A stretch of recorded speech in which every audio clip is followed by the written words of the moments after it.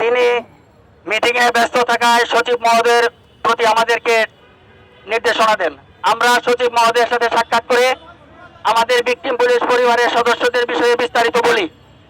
উনি আমাদের কাছে তাৎক্ষণিক লিস্ট চান, কিন্তু এই মুহূর্তে আমরা সচিব মহোদয়ের কাছে কোনো লিস্ট দিতে পারি নাই। তারপর উনি আমাদের কাছ থেকে আগামীকালকে বন্ধ, মঙ্গলবার এবং বুধবার এই 2 দিনের সময় চেয়েছেন। এই 2 দিনের মধ্যে উনি পুলিশ হেডকোয়ার্টার থেকে লিস্ট কালেকশন করে আমাদের বিষয়ে আগামী বৃহস্পতিবার ওনার সিদ্ধান্ত জানাবেন। আমরা সেই পর্যন্ত অপেক্ষায় থাকব। পরবর্তী কর্মসূচি এবং আমাদের অপেক্ষমান কার্যক্রম সম্বন্ধে বিস্তারিত বলবেন আমার সহকর্মী এবং আমাদের এই ভিকটিম পুলিশ পরিবারের মুখপাত্র তৌহিদ মন্ডল।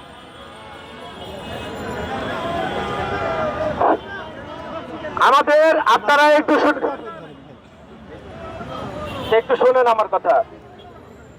যেহেতু আমরা আমাদের যাওয়ার কোনো জায়গা নাই, আমরা যারা ভিকটিম পুলিশ, যারা জুলাই বিপ্লবের আগে চাকরিচ্যুত, আমাদের যাওয়ার কোনো জায়গা নাই। আমরা শুধু অসহায়ের মতো দাঁড়ে দাঁড়ে ঘুরে বেড়াচ্ছি। আমাদের পিতৃ সমতুল্য পুলিশ হেডকোয়ার্টার যদি আমাদেরকে মিথ্যা আশ্বাস দিয়ে 5 মাস ঘুরাতে পারে এবং ঘুরাইছে, আমরা সহ্য করতে করতে, কষ্ট সহ্য করতে করতে নিজে কষ্টে জড়িত পাথর হয়ে গেছি। আমাদের কাঁদতে কাঁদতে চোখের পানি শেষ হয়ে গেছে, আর চোখে পানিও বের হয় না। আমরা নিষ্ঠুর থেকে নিষ্ঠুরতা হতে বাধ্য করতেছে বর্তমানে এই পুলিশ হেডকোয়ার্টার। ভাইরা আমার, আপনার উদ্দেশ্যে একটা কথা বলতে চাই। পুলিশ হেডকোয়ার্টার 5 মাস আমাদের ঘুরাইছে। যেহেতু 5 মাস ঘুরাইছে, তাদের কষ্ট সহ্য করছি। বর্তমানে স্বরাষ্ট্র মন্ত্রণালয় আমাদের সর্বোচ্চ বড় জায়গা পুলিশ ডিপার্টমেন্টের, তারা 2টা দিন টাইম নিয়েছে। আমরা সুশৃঙ্খল ভাবে 2 দিনের সময় তাদেরকে দিলাম। যেহেতু আজকে কিছুটাও আমাদের ছিল, লিস্টটা আমাদের কাছে ছিল না। তো আমি আপনাদের আশ্বস্ত করতে চাই যে যদি বৃহস্পতিবারের মধ্যে আমরা আমাদের প্রজ্ঞাপন না পাই, চাকরিতে পূর্ণবহাল না পাই, তাহলে আগামী রবিবার আমরা সবাই কাফনের কাপড় পরে পুলিশ হেডকোয়ার্টারের সামনে এবং সচিবালয়ের সামনে আত্মাহুতি দিব। আমরা সেদিন আর কোনো দাবি আদায়ের জন্য বক্তব্য দিব না। আমরা রবিবারের দিন কোন দাবি আদায়ের জন্য কারোর কাছে যাব না, কারোর দ্বারস্থ হবো না। আমরা যাব সরাসরি ওপরে আল্লাহর কাছে যে বিচার দিব। আমরা রবিবারের দিন ঘোষণা করলাম, আমাদের দাবি যদি বৃহস্পতিবারের ভিতরে দাবি পূরণ না হয়, তাহলে আমরা পুলিশ হেডকোয়ার্টার এবং সচিবালয়ের সামনে আত্মাহুতি দিব এবং তা ওপেন মিডিয়ার সামনে আত্মাহুতি দিব। তাই আমার আপনারা কেউ হতাশ হবেন না।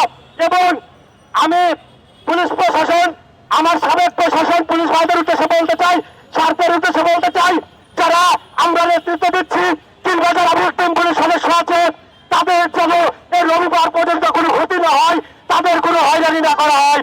যদি কোনো প্রকারের হুমকি কিংবা হয়রানির শিকার আমরা হই, আমার ভিকটিম হয়, তাহলে তার জবাব খুব কঠিন ভাবে দেওয়া হবে। আমরা আপনাদের প্রত্যেকটা আদেশ, প্রত্যেকটা নির্দেশ এখন ভাবে পালন করে যাচ্ছি। আপনারা স্যার বলেছেন আমরা রাস্তায় যাইনি, আপনারা বলেছেন প্রতিনিধির সাথে দেখা করবেন, আমরা মেনে নিয়েছি। কিন্তু বাবার অবৈধ সন্তান আছে, বাবার অবৈধ সন্তান হতে বাধ্য করবেন না। স্যার, আপনাদের জোর করে বলতে চাই, রবিবারের দিন কোন বাধা, কোন বিভক্তি, কোন নির্দেশনা আমরা মানবো না। আমরা সেদিনকে আমাদের দাবি আদায় অটল থাকবো। বাইরে আমার, আপনারা যে যার মতো এই স্থান ত্যাগ করবো এবং রবিবারের দিন অবশ্যই টাকা যদি নাও থাকে, আপনারা ধার করে হলেও কাফনের কাপড় কিনে নিয়ে আসবেন, যেন আপনার বাড়িতে ডাকা হয়। আগামী রবিবার সকাল 9টার মধ্যে সচিবালয়ে আমাদের দাবি যদি বৃহস্পতিবারের মধ্যে পূর্ণ না হয়, আমরা যেহেতু হেডকোয়ার্টারকে এত 5 মাস সময় দিছি, আমরা 3-4টা দিন 2টা দিন আমরা কার্যক্রম এখন সচিবালয়ে করব। যদি না হয় রবিবারের দিন অবশ্যই কাফনের কাপড় নিয়ে আসবেন, আমরা এই মুখ আর কাউকে দেখাবো না ইনশাল্লাহ। ধন্যবাদ।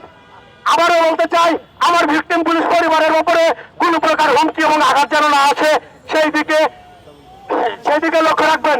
আর সাংবাদিক ভাই, আপনাদের উদ্দেশ্যে বলতে চাই, আপনাদেরকে ভিকটিম পুলিশ পরিবারের পক্ষ থেকে আমি মুখপাত্র হয়ে আপনাদের প্রতি কৃতজ্ঞতা এবং ঋণী থাকলাম, কারণ আপনারাই আমাদের পাশে আছেন। ইনশাল্লাহ আমাদের পাশে শেষ পর্যন্ত থাকবেন। আমাদের দেখেন ভাই যাওয়ার জায়গা নাই, কথা বলার জায়গা নাই, আপনারা খারাপ, আপনারাকে শেষ পর্যন্ত আমরা পাশে পাবো এটাই আশা করছি। আজকের মতো এই কর্মসূচি এখানে স্থগিত করলাম। রবিবারের দিন সবাই এখানে চলে আসবেন। ধন্যবাদ।